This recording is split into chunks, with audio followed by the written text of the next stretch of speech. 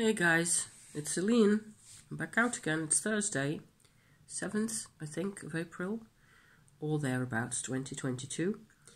Today I want to do something a bit different. It is going to be all about Tummo, but more from sort of culture, history, kinds of, perspectives. Different perspectives on this whole thing. So I'm struck that there's actually other people in the world and also in the Netherlands practicing some form of Tummo. It turns out that there's more than one form also, and more than one, depending on your approach, you will get certain results. Use another approach, you get different results. Okay, so my intel that you find on my channel and my experiences and all the rest of it is very much based off of my own quest, the things that I wanted from this. And not everybody wants the same thing. So the reason that I'm wanting to make this video, okay, in whatever particular exact form it is going to take after we are done here, is this book. This is the Six Yogas of Naropa. I think this book actually belongs in the bookcase of every Tummo practitioner, because it is the, well, maybe not the, but it is one of the best historical introductions of the subject. It gives you, to the best of my knowledge, it gives you what is really there in terms of text, in terms of Buddhist or practitioner literature.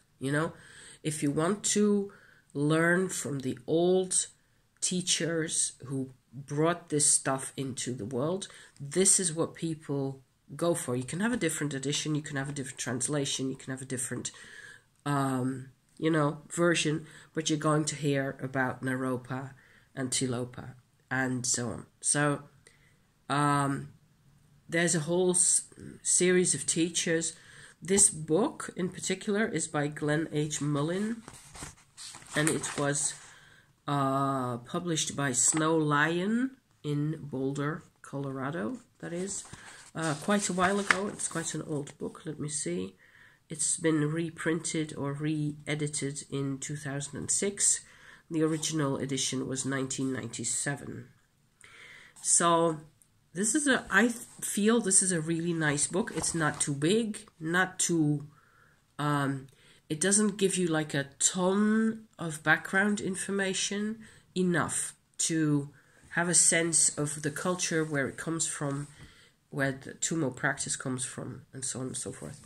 So by now, I am really happy to say that I've finally gotten into reading this whole thing with actually a pencil in my hand, going through every, like, cover to cover is what I'm doing at the moment. Last week, I went into it and I started off by just reading the small bits that are by the original Tibetan authors, okay? So there's like tiny bits of text that are really about the Tummo practice by Tilopa and by Naropa, and they are just like a page and a half. That is actually, in my opinion, for the Tummo practice to get to know what it is that you're supposed to be looking for, that's all you really need, okay? But why I'm here, okay, is that I want to talk a bit about the different approaches, the different levels, the different kinds of using, the kinds of ways there are of using this material, okay? Okay, different approaches. I just had to go and check my mail for a second. It's nothing special. The thing is, this book wasn't put together in this way for a Tummo practitioner that much. There's, in my opinion, or in my way of looking at this kind of thing, there's three layers to this whole stuff. And my layer of the Tummo practitioner, especially since I'm only getting to read this properly with my own 2 years worth of experience in this energy work, okay? I'm glad that I bought this more than a year ago, and it sat on my shelf for all this time because I needed to figure out what was happening for myself first. And now I can go into the literature and see what it is that they're saying at that level. Because that's what I want. And it has to do with why I do this practice and what has come out for me and all the rest of it. So your intention can be sitting on all sorts of levels here. And in my approach, in my idea about this is that there's 3 levels. There's the level of the practitioner like I am, really. There's a level where I assume there's much more of a, what I would call generally Buddhist interest. Okay, so you're for some reason, whether you're Westerner or not, you're attracted to Vajrayana Tantric Buddhism, okay? And you're into this stuff. This appeals to you. It draws you into it. And you're into it for chanting mantras because it makes you meditate. It gives you peace. It gives you a different set of images to work with in a manner that could be called religious, okay? Compared to, say, Christianity or other world religions. It gives you a specific vibe, and I don't know, that there may be 100 personal reasons why one engages with Buddhism as a Westerner, okay? So, and then there's the other level, the 3rd level that I think this book was written at, which is a literary level. Literary and cultural historian level. So, which is a really very white Western perspective, in my opinion, okay? So, it's almost as if you're white, like me, and a Westerner, privileged and post-colonial and all the rest of it, there may be tension in how I've felt that tension from day one. Talking about Shakti, talking about Tummo. It's awkward because, and I'm kind of glad that I have this whole past lives dimension on my channel, and that I just had to, go into quite a bit of detail. There's videos about that on my channel where I believe myself, honestly, that I have some kind of a personal, true past life connection with this material, this and other things, okay? So that kind of absolves me, I hope, to some extent, of the whole cultural appropriation crime, which I don't feel is what I am doing at all. I look at this as it's just the actual practice is something. There's lots of practices all over the world, and they can all be useful, and you can always learn from them, so that's what I'm doing here. Maybe that's the most important thing I had to say about that, really. But I notice as I read this, okay, that there are problems with understanding this material actually at a root level. And there's lots of people, certainly also on YouTube, who want more than the Buddhist experience, certainly more than the cultural, historical, academic, so to speak, perspective. They also want more than the Buddhist experience. They actually want the tantric experience from this. See where I'm getting with this? So, in that case, you have to be aware, if you read this book, which is still very much a great book, in my opinion, that you're looking at different levels of things, and that the interpretations that you are being given based on the translations, which are already not like completely, what do you call that? Obvious. There's problems in translating the original material into English to begin with, into any other language. You're gonna encounter problems, and one of the problems, and that's going to happen whenever you're talking about a text that originates in a culture that is wildly different from the, the other end of the translation, so to speak. If there's a massive cultural difference in terms of one of the main, I think, issues that you're going to encounter there. I'm just going to put a couple of thoughts into this video that have to do with how I read this book, okay? And what I'm using to make it make sense as much as possible to me. So that's what this whole thing is for. One of the things that you're going to run into is, and I'm trying to not say this in a post-colonial way, is that because, you don't want to be, let's not be there, okay? Let's just not pretend Western white culture is in any way more developed, because it isn't. It's developed in a very specific way, okay? And the language, and in particular things like literacy, knowing how to read and write, literacy, those are, they have an enormous, going to school, learning to read and write, sort of gives you huge opportunities in one particular direction, and it shuts down other opportunities that you might otherwise have had. It is very much, it looks to me now like it's very much an either-or situation. And Tummo, as a practice, goes beneath all of that, and because it's energy work, it just sits so deep beneath everything. It doesn't have anything to do with culture, really.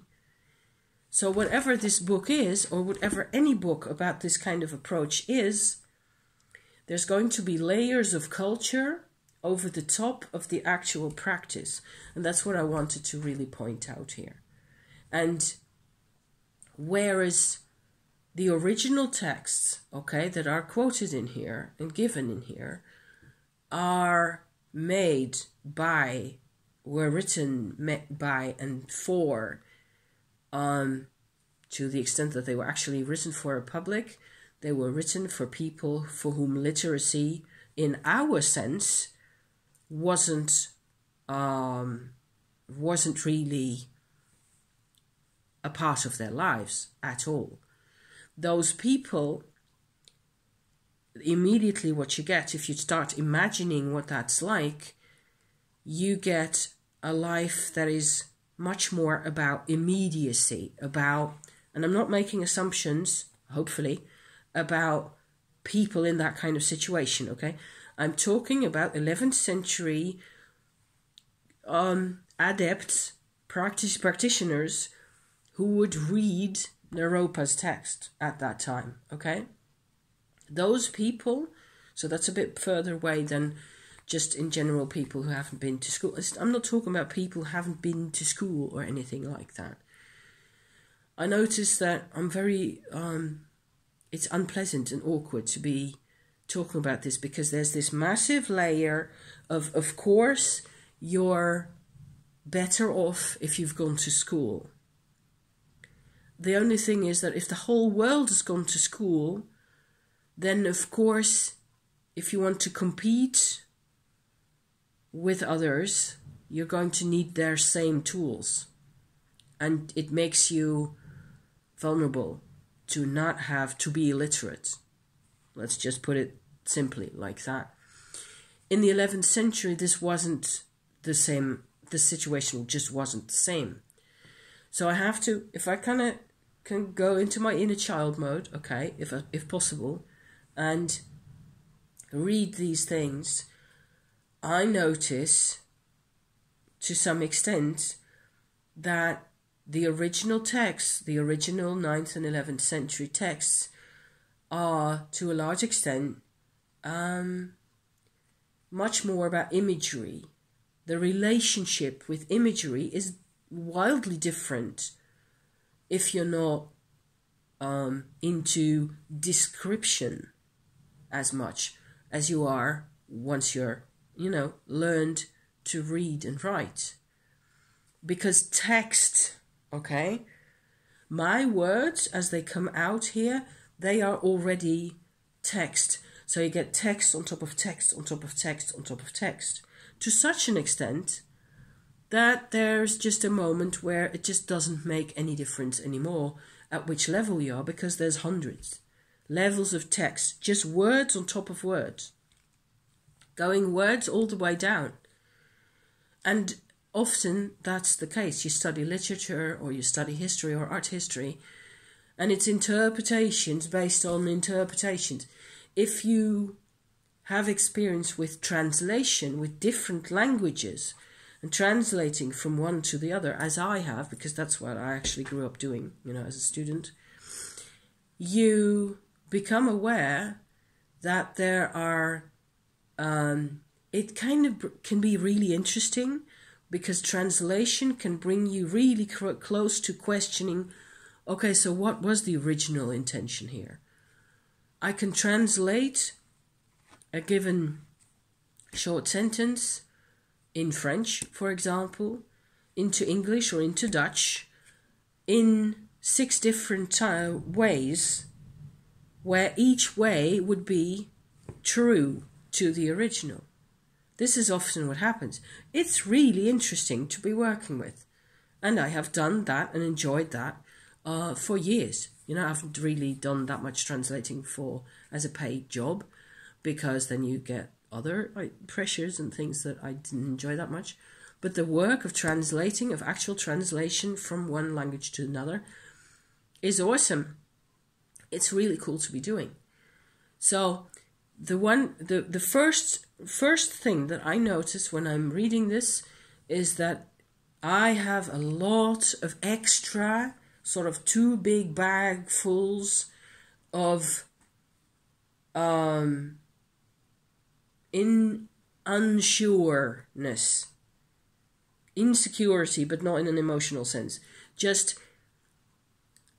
there is no way that I have of knowing whether the crucial word emptiness in the whole original 11th century text it will be a translation of a word that means in the Tibetan empty. Empty as in an empty cup, There's not really much of a, you can't go very wrong with empty. However, you're putting it in this meditation perspective, where this is a practice that you have to practice emptiness in your mind for basically decades, or years anyway, before starting on any Tummo work, before starting on any Shakti work, right? Is what they're telling you. And I immediately start wondering, okay, so what was the original word? What was the original? And I can look it up or try to find it on the internet, and bless me, whoever, maybe I will do that eventually. I don't really know any Tibetan. I know it's a very complex language, and it's very different from what we're used to, and also in terms of grammar and so on. So I'll be very lost very quickly. But I can still try and think about what is the original meaning or the original purpose that was described by the word emptiness. And so that's just one example of where you can go off in a particular direction. There will be, for everybody who's into Buddhism, there will be I sort of assume, there will be a kind of a link from emptiness to detachment, and in the practice, and they will recognize that. And so of course, I make that connection for myself. I make the connection to the extent that I myself have gone through long periods of my life where I learned to detach from my immediate emotional reactions to things, in situations, with people, with work, with all the rest of it, with family. I've had to detach over and over. I've had to a very large extent, become empty. But still, you know, it could mean a silence of mind. It could mean a surrender of mind. Those are already two slightly different things. They can be connected or they can be the same depending on what you... See how it is what you call things that can get in the way. So in this kind of book, which is still great to have and great to, you know, study, because you can get all these original impressions and original sentences by those original people, you know, and sort of see where it connects up with your own practice. And it does. It does connect with your own practice, especially once you got higher level Tummo energies out the crown chakra and all that kind of stuff, how you go about living with that kind of energy, what you do with those. A lot of that I can actually recognize in the descriptions, in the old descriptions. But there's another thing that has to do with this, and it's kind of a ramble about this whole book here. There's 6 different original texts in this book. They're not 6 Yogas of Naropa. The 6 Yogas of Naropa are described in each of the 6 texts, okay? More or less, give or take a bit of a shift in categorization. Sorry. The texts are from different time periods, from Tibet, starting off with the 9th and the 11th centuries, and then there's 4 more from, I believe, the 14th and the 16th, and one is from the 19th century. Writers, authors, lamas who went into this material, had their own experience, read the originals and what has been written afterwards, read in those time periods, in those centuries, they read other things that we have no clue about, because not everything has been preserved, obviously. So see how much insecurity there is?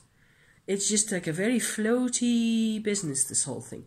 In terms of cultural history, you got text, you think it's solid, you think you've got manuscripts, hopefully you've got several manuscripts that actually have the same text in them so you can compare them, and so on and so forth.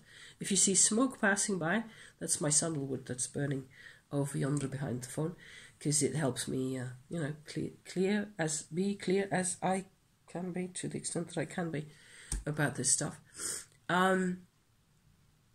The other component, you know, that's really crucial in how much Tummo are we going to extract from this. Maybe that's just my title here, from how much real Tummo. So I'm saying how much Tummo you can extract from this actual real life tantric experience. Only after you've had your own series of experiences, point 1. The other thing is, be aware of the layers of the literary, cultural, anthropological kinds of ways of talking about stuff. Be aware of the whole Buddhist mainframe, I was going to say, of symbolism, mantras, ritual, that you don't necessarily have to participate in, is my opinion, okay? Because everything depends for your Tantra on you, on your own choice, okay? The other thing that I think is really crucial to share at this point about this book and about meditation teachers and gurus and lineages all through time, and especially nowadays, is that I believe, and this is something I'm just sort of trying to assess as I sit here, I believe there's only a very small percentage of teachers who really, really, I suppose, passionately and assiduously and with dedication and so on, have studied this particular subject. For many, many, many teachers, sitting at the Buddhist religious level is most important. Was what they were given. Okay? So it's not that they are keeping things from you, but that is what tends to have happened a lot of times.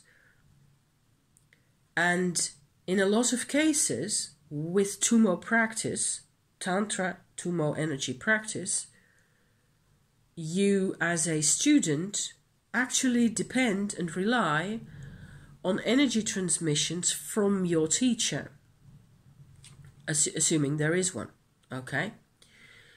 So as I have done this without any teacher, apparently except for what I seem to be carrying around in my karma for some reason, I don't have any teachers. I've always been like, thank you, I will just look at this myself and figure it out I've never received any activations. At the level of practice that I am at now, I can give people activations. So I become aware that it is very possible, if your connections or maybe your level of emptiness is partial, you can still feel very dedicated to that level. You can still be honest about it. But the activations that are giving may be less than reliable, may be less than complete. And it is a very tricky business. I could give anybody any kind of activation, and it's a very dangerous business. It is a very tricky thing to be messing with people's energies. So how trustworthy are teachers, spiritual teachers? Well, if that's a question I'm just launching into the internet today, how trustworthy do you think spiritual teachers are as a whole, or as a general rule? ... Silence. Because people don't tend to be that trustworthy. People don't tend to be about emptiness that much.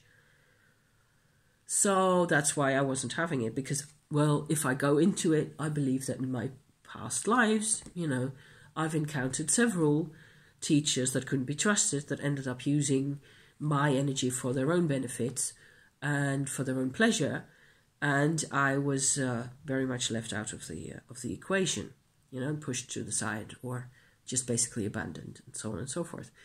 Not so nice memories, So there's a side to that. There's also stories on the internet that I've found, very, very few of them, but I have found them, of how that seems to be an actual practice. It gets mentioned in this book that an advanced Tummo practitioner, male, needs a karma mudra, a female yogini, to get to practice these kinds of yoga with. And So I'm having all sorts of question marks in regards to the trustworthiness and honesty of these lamas and these priests, even assuming that they themselves actually believe that it's okay what they're doing. It doesn't have to be absolutely okay. And a lot of it is about surrender. A lot of getting the practice into you is about surrender. Certainly if you're female, you're already in trouble, in my opinion.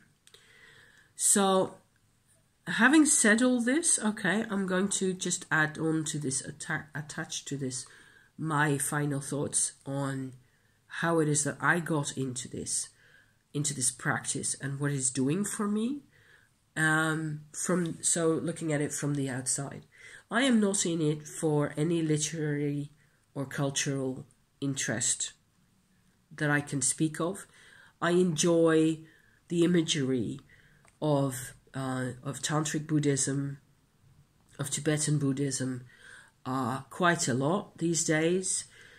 I suppose I enjoy the imagery with all the skulls in it because that's just me. I'm just funny that way.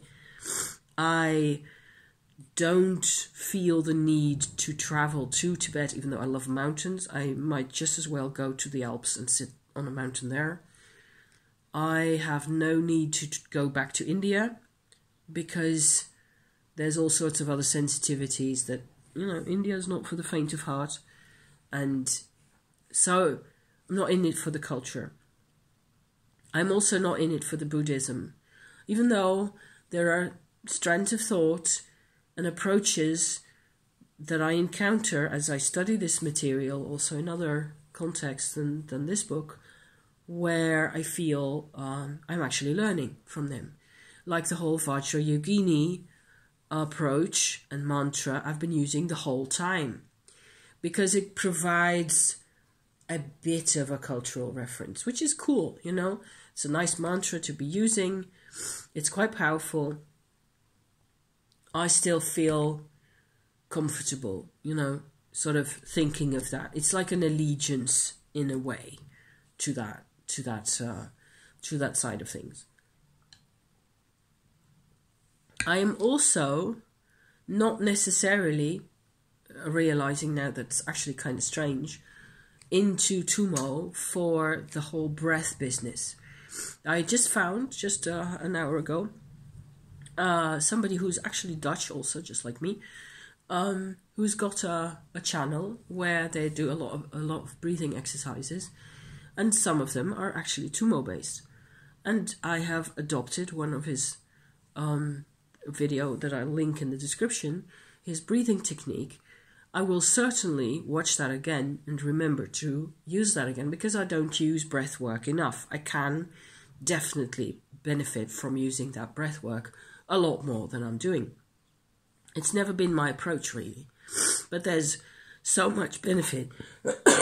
I'm sorry, I'm still congested, you guys. Ill is passing, but it takes its own sweet time to pass, this cold of mine. I have been into Tummo, and I still am, for one fundamental reason, over the past nearly 2.5 years. It has been to basically learn about and potentially alleviate my menopause symptoms. To begin with, that wasn't really my intention even, because I didn't know that was going to happen, that was going to help. But the two phenomena kind of merged, and my menopause has simply become completely manageable. I don't think I have menopause symptoms at all at the moment. I'm just trying to think here, but I still have a cycle, and it's still, a bit messy occasionally. But the menopause symptoms that I had in the first year of starting my Tummo practice were very obviously Shakti energy related. So the shutting down of the lower belly areas for the sake of the whole menopause transformation trying to happen in there had a whole lot of uncomfortable consequences for the rest of my body, including headaches and nausea and feeling generally like life was one big pain in the butt, literally, and depression and worry and stress and cold and uncomfortable, all the symptoms that people describe for menopause, okay? Practicing enough Tummo in my lower dantian, I was out of that, like the same day, and it hasn't ever returned in that way at all, because I keep doing my Tummo every day, so yeah, because it feels good, it feels great. So that has been, it has been over the past 2 years, it has been my prime motivation to keep doing this, other than that it just feels really good. My intention actually in my practice constantly with my transforming, first of all, in this book here that I showed you, they don't really talk, they don't talk about dantians at all, as far as I've found. They talk about chakras, and they talk about 4 chakras. So I have kind of a, sort of a half of a hypothesis that what they mean by chakras is another translating gamble here going on. They actually mean dantians. Okay? Because who says that they would mean exactly the set of 7 that we're used to seeing? Who's to say that they would use the same system? We're talking about the 11th century here. See how it very much fluctuates. So, where was I with that?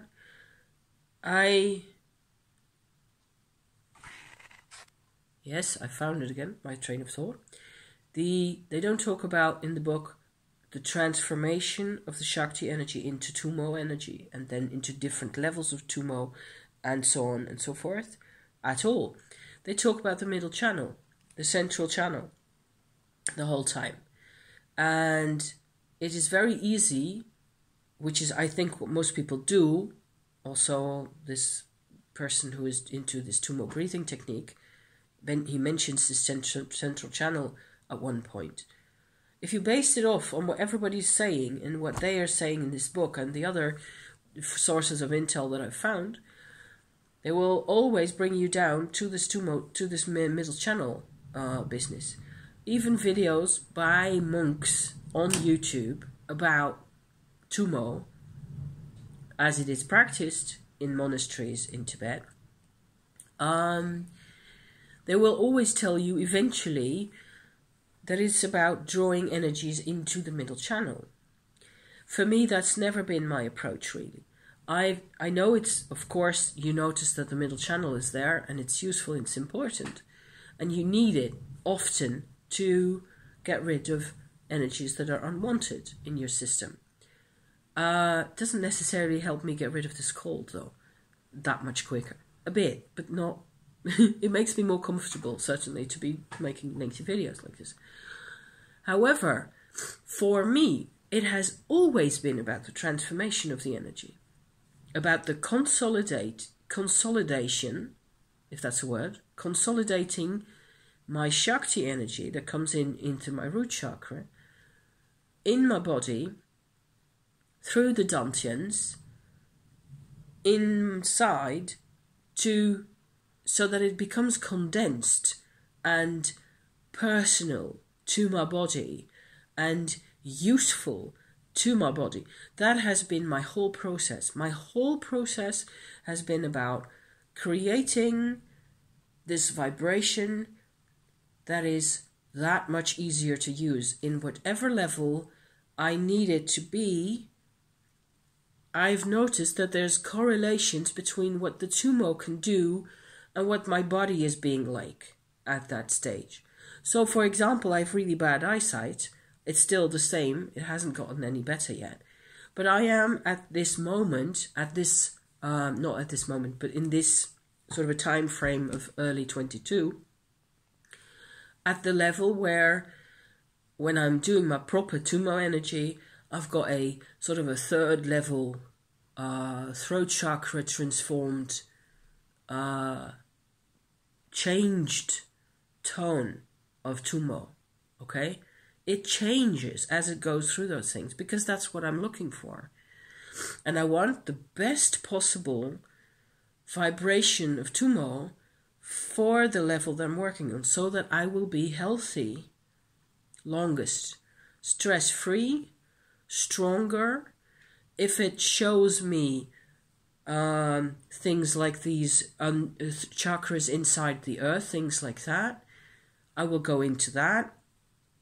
I'm investigating as deep as it will go, especially the body itself, my own body, my own, everything that's just going on in here. So I'm hoping eventually to get a level of Tummo energy that it will heal my eyes. That's one of the goals that I still have. So if ever in 5 years' time or so, which is probably the length of time it's going to take, I show up here without glasses, it's because I've done it, So far, for the menopause, it has worked a charm. It's made me feel like a completely new person. I feel better now than ever in my life. Emotionally, I've been working for the past year or so. It has all been emotional work in here, you know, and in here. And it goes at its own pace. And there are things that just need so much time. Whenever something really changes, I had to revitalize what ends up being my chakras to the outside. So my whole self-expression has been revamped and redone over and over again over the past months. And in the meantime, we were still in a pandemic and in lockdown and in all the rest of it. So that's been, it has been great to have this Tummo practice, to feel very much that it was keeping me alive and it was keeping me together. And it gave me something to be passionate about and to do and to go into and go, you know, go for them and say the mantra if that's what it takes. I can do my Tummo without the mantra just fine. And that's another thing. I'm a Westerner, I'm white, post-colonial, all the rest of it. And I cannot really, if I go, I suppose I can buy a pendant in a Tibet shop with Vajrayogini and wear that. That would feel pretty awesome. By the way, if I could just go get me one of those. If it's not Alibaba.com and that kind of, you know, commercial trap business. If it were to mean that I support Tibet, yes, that's certainly something I might do. I wear this instead with my little goddess, clay goddess contraption with the little skulls on either side that are made from sea clay, which I love, you know, because I baked that in my own fireplace. That's my way. This is my Vajrayogini, if you like. Because I'm trying to get this practice from an energy work perspective only. So I basically don't even need the book, but by now I am ready to read this and really enjoy all the layers that are there. And